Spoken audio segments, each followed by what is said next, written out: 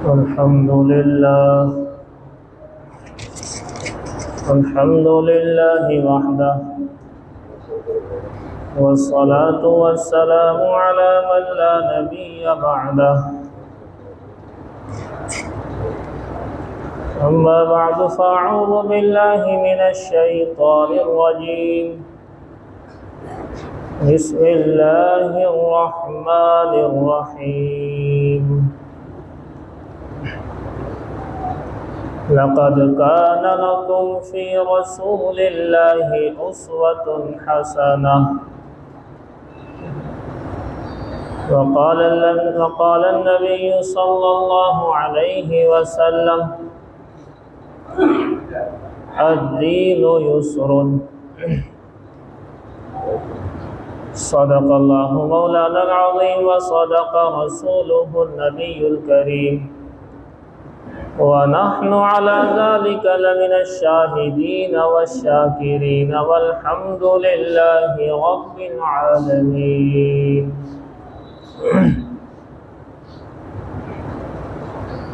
محترم بزرگوں اور دوستوں، ربیع الاول کا مہینہ چل رہا ہے۔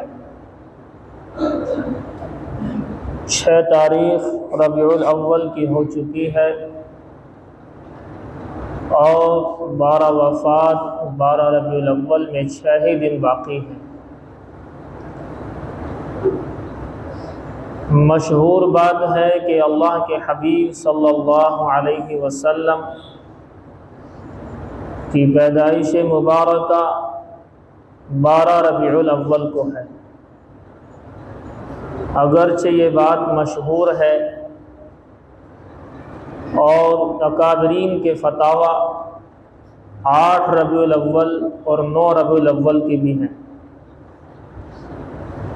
12 ربیع الاول کو مشہور ہے کہ اللہ کے نبی صلی اللہ علیہ وسلم کی وفات بھی ہوئی ہے۔ اگرچہ یہ بات بھی مشہور ہے لیکن دلائل کے اعتبار سے 2 ربیع الاول کی بات بہت زیادہ مضبوط ہے۔ اسی شہرت کی وجہ سے یا روایات کے اشارات کی وجہ سے 12 ربیع الاول کو ہمارے بعض حضرات جو اللہ کے نبی صلی اللہ علیہ وسلم کی محبت اس بات کو سمجھتے ہیں کہ اللہ کے نبی صلی اللہ علیہ وسلم کے نام کا سال میں 1 مرتبہ ہنگامہ آرائی کے ساتھ باقاعدہ جلسہ اور جلوس نکال لیا جائے، حق ادا ہو گیا۔ نہ آگے نماز پڑھنے کی ضرورت ہے، نہ آگے روزہ اور زکوٰۃ کی ضرورت ہے، بس سال میں 1 مرتبہ اللہ کے نبی صلی اللہ علیہ وسلم کے نام پر جتنا بھی ہنگامہ آرائی ہو سکتی ہے وہ کر لو۔ چاہے ظہر کی نماز چھوٹ جائے اس میں کوئی دقت والی بات نہیں، عصر کا پتہ نہ چلے کوئی دقت والی بات نہیں، بس اللہ کے نبی صلی اللہ علیہ وسلم کے نام پر جشن عید میلاد النبی منا لو۔ یہ اللہ کا فضل ہے کہ آپ لوگوں کی دعائیں، ہمارے ہاں ایسا کچھ نہیں ہے۔ لیکن یہاں سے باہر نکلنے کے بعد آپ دیکھیں جشن عید میلاد النبی کے نام پر کتنے ہنگامہ آرائی ہے۔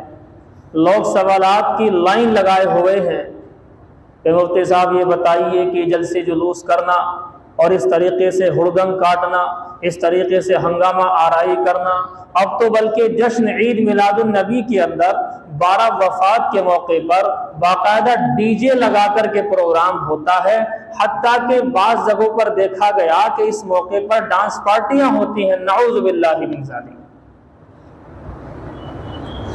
سوال آ رہے ہیں کہ کیا کیا جائے 12 وفات کے موقع پر، 12 ربیع الاول کے موقع پر کیا کیا جائے؟ تو اسی کے متعلق چند باتیں آپ کے گوش و گزار کروں گا تاکہ آپ کو پتہ چلے کہ آخر یہ 12 ربیع الاول ابھی نہیں آ رہی ہے، یہ حضور کے وقت میں بھی آئی تھی۔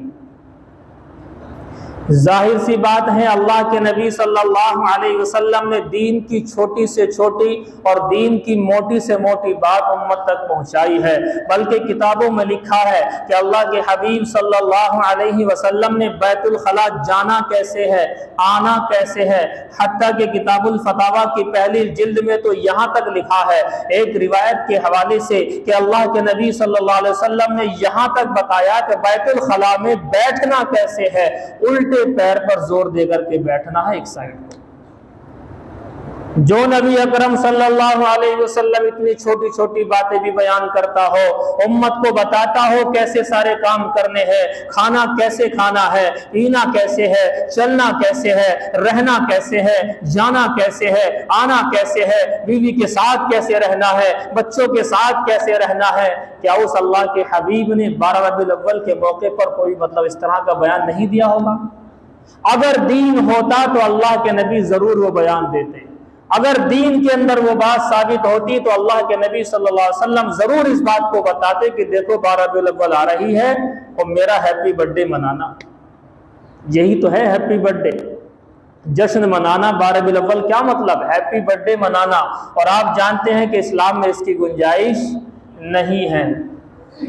آج 15ویں صدی کا آدمی یوں کہتا ہے کہ جو کام صحابہ سے نہیں ہوا ہم کر کے دکھائیں گے، جو کام اللہ کے نبی نے بھی نہیں کیا ہم کر کے دکھائیں گے، جو کام ائمہ اربعہ نے نہیں کیا ہم کر کے دکھائیں گے۔ امام ابو حنیفہ رحمۃ اللہ علیہ کو پتہ نہیں چلا، حضرت امام شافعی کو پتہ نہیں چلا، حضرت امام احمد بن حنبل کو پتہ نہیں چلا، امام مالک کو پتہ نہیں چلا، ان سارے اماموں کو پتہ نہیں چلا۔ پتہ چلا تو 15ویں صدی کے مسلمان کو پتہ چلا کہ بھی اتنا بڑا جشن مناؤ، اس کا بہت بڑا یہ ہے کہ ثواب ہے۔ اللہ حفاظت فرمائے۔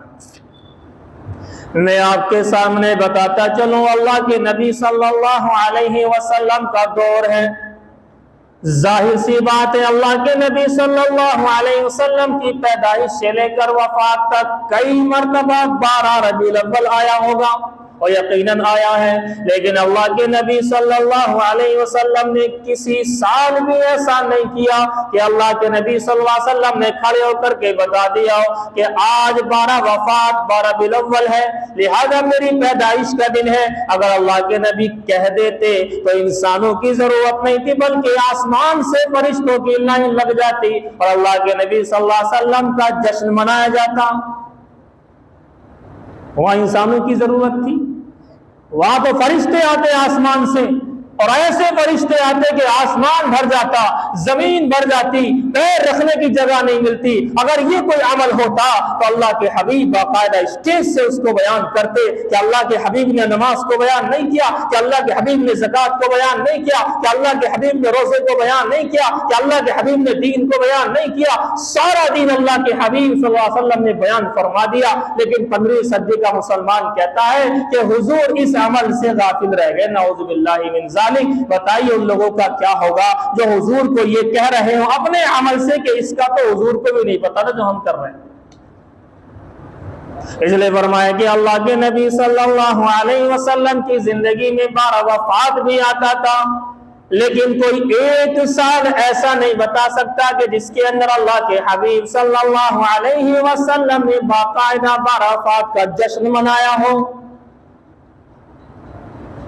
ظاہر سی بات ہے حضور کی پیدائش ہوئی تو ابھی تو آپ بچے ہیں تو گھر کے لوگ تو بڑے ہیں نا، دادا عبد المطلب تو بڑے ہیں، چچا ابو طالب تو بڑے ہیں اور بی بی آمنہ بھی موجود تھی، ابھی تو 6 سال تک زندہ رہی پیارے آقا کے بعد بھی۔ ان کے بھی دماغ میں کبھی یہ بات نہیں آئی چلو حضور بڑے ہو گئے تو حضور کو زیادہ پتا ہوگا یا ہمیں زیادہ پتا ہوگا؟ سچی بتاؤ جی، حضور کو زیادہ پتا ہوگا یا ہمیں زیادہ پتا ہوگا؟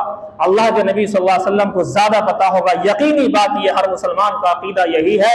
تو اللہ کے نبی صلی اللہ علیہ وسلم جب 10 سال کی عمر کو آ گئے تو اب تو معلوم ہو گیا ہوگا، 10 سال کی عمر سے آپ لگا لیجئے 63 سال کی عمر تک کتنے ہو گئے؟ تقریباً 53 سال۔ اللہ کے حبیب صلی اللہ علیہ وسلم کی زندگی میں 53 سال ایسے گزر گئے جو 12 وفات آیا تھا، لیکن کوئی ثبوت ہی نہیں ملتا کہ اللہ کے نبی نے کبھی زبان سے نام بھی لیا ہو اس کا۔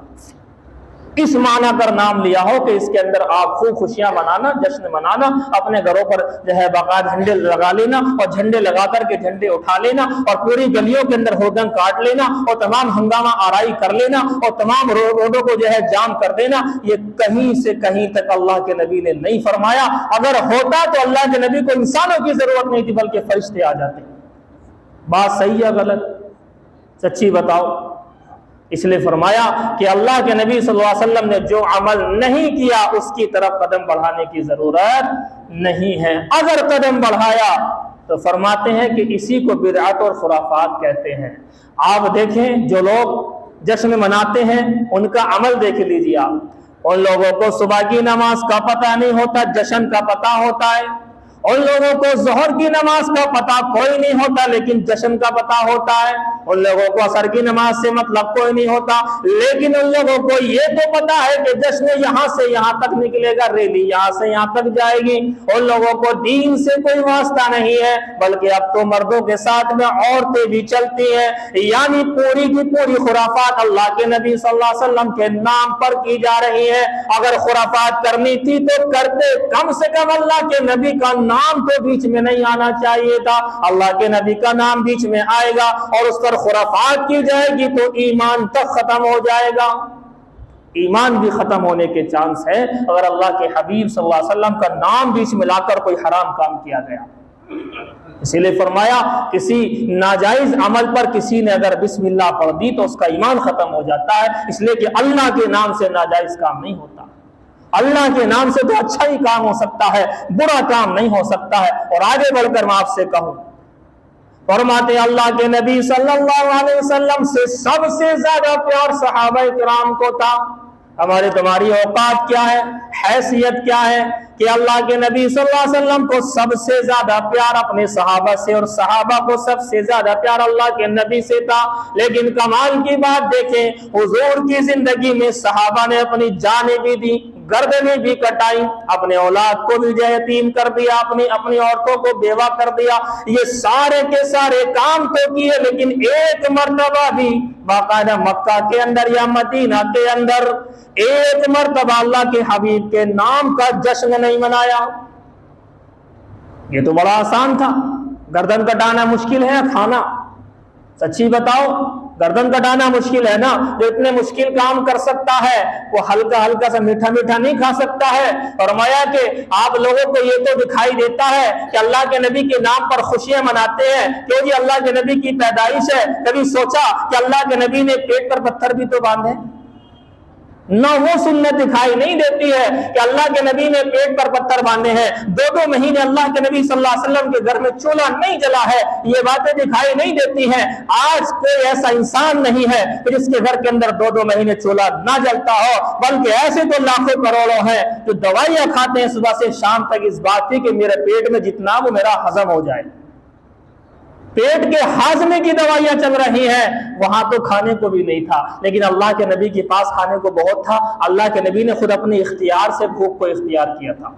یہ نہیں کہہ سکتے کہ اللہ کے نبی کے پاس کچھ نہیں تھا، اللہ کے نبی کو تو اللہ نے آرڈر دے رکھا تھا، آپ چاہیں تو احد کے پہاڑ کو سونے کا بنا دیں، آپ کے ساتھ چلے گا۔ لیکن اللہ کے نبی نے فرمایا اے میرے اللہ، میں ایک دن کھاؤں تو شکر ادا کرو اور ایک دن مجھے نہ ملے تو صبر ادا کرو۔ میں صابر بھی بننا چاہتا ہوں، شاکر بھی بننا چاہتا ہوں۔ فرماتے اللہ کے حبیب صلی اللہ علیہ وسلم کے بعد میں ابو بکر صدیق کا دور آیا، فرماتے 2.5 سالہ دور ہے، اس کے اندر کبھی ایک مرتبہ بھی ابو بکر صدیق نے صحابہ کو اکٹھا کر کے اور جھنڈے لے کر کے چلنے کا انتظام نہیں کیا کہ چلو آج جشن منا لیں، آج عرفات کا موقع، چلو جشن منا لیں۔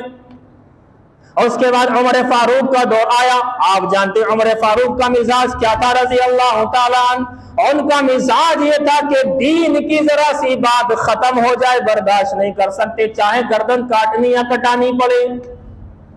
عمر فاروق کا دور، فرماتے ہیں 10 سال تقریباً حکومت اسلامیہ کی ہے، 42 لاکھ مربع میل تک اسلام کو پھیلا دیا، مگر ایک بھی بار ایسا نہیں ہوا کہ لو جی ایک عمل حضور سے رہ گیا تھا، میں بھی اس عمل کو کر لیتا ہوں اور میں بھی اس عمل کو تمہارے سامنے پیش کر دیتا ہوں کہ تم بھی جشن منا لو۔